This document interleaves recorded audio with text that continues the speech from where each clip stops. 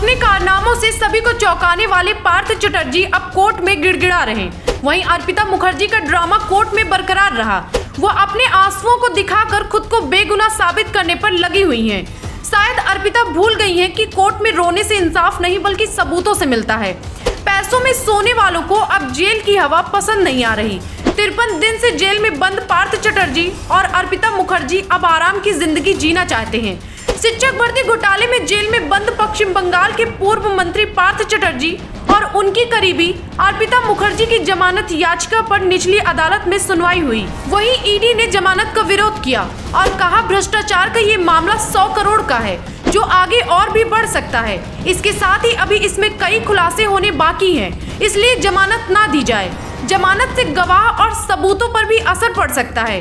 अर्पिता ने जज से कहा कि मेरे फ्लैट में पैसे कहां से आए मुझे नहीं पता।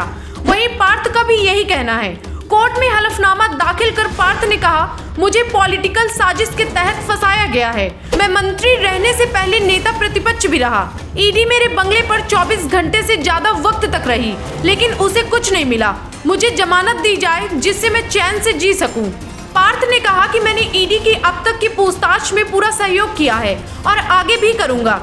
मैं खुद एक लॉ का स्टूडेंट रहा हूं और मुझे ब्रिटिश जमाने में स्कॉलरशिप मिल चुकी है। मैं स्कैम क्यों करूंगा? मैंने 1 रुपए भी नहीं खाए। लेकिन ईडी ने जमानत का विरोध करते हुए कहा कि पार्थ पूछताछ में सहयोग नहीं कर रहे। अभी कई खुलासे होने बाकी हैं, इसलिए जमानत न दी जाए। पार्थ की करीबी अर्पिता मुखर्जी बंगाली और उड़ीसा फिल्म इंडस्ट्री में एक्टिव थी लेकिन वो फिल्मी दुनिया में कुछ खास नाम नहीं कमा पाई। अर्पिता कोलकाता के भिलगोरिया में रहती थी और मिडिल क्लास फैमिली से आती हैं। इन्होंने कॉलेज में मॉडलिंग की। पिता की मौत के बाद उनकी शादी झारग्राम के एक बिजनेसमैन से हुई लेकिन अर्पिता की ख्वाहिशें इससे कहीं ज्यादा थीं, इसलिए पति को तलाक दे दिया। अर्पिता कोलकाता की सबसे बड़ी दुर्गा पूजा समिति की स्टार प्रचारक भी थी लेकिन अर्पिता ने सबको उस वक्त हैरत में डाल दिया जब अर्पिता के घर से कुबेर का निकलना शुरू हुआ। बेड से लेकर बाथरूम तक पैसों का निकलना शुरू हुआ तो ईडी के भी होश उड़ गए। 23 जुलाई और 28 जुलाई को अर्पिता के 2 फ्लैट पर ईडी ने छापेमारी की।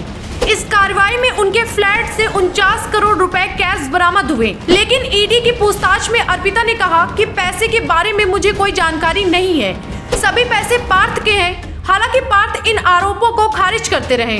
23 जुलाई को ईडी ने कोलकाता के सरकारी आवास से पार्थ को शिक्षक भर्ती घोटाले में मनी लॉन्ड्रिंग के आरोप में गिरफ्तार किया था। पार्थ पर आरोप था कि मंत्री रहते हुए उन्होंने नौकरी देने के बदले गलत तरीके से पैसे लिए हैं। पार्थ की गिरफ्तारी के 5 दिन बाद ममता बनर्जी ने उन्हें कैबिनेट से बर्खास्त कर दिया था और जैसे जैसे ईडी की जांच आगे बढ़ी कई ऐसे खुलासे हुए जो चौंकाने वाले थे और इसीलिए इस वक्त पार्थ चटर्जी और उनकी सहयोगी अर्पिता मुखर्जी जेल में हैं।